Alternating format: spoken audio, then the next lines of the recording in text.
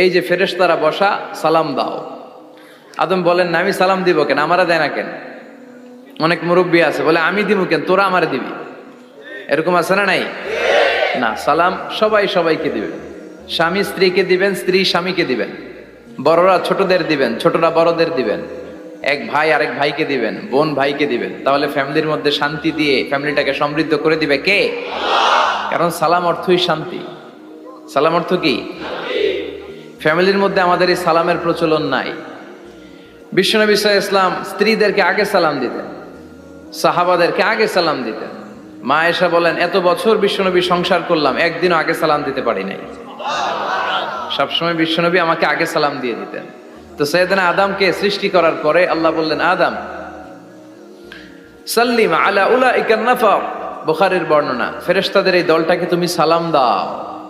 সাইয়েদনা আদম আলাইহিস সালাম অহংকার করেন নাই।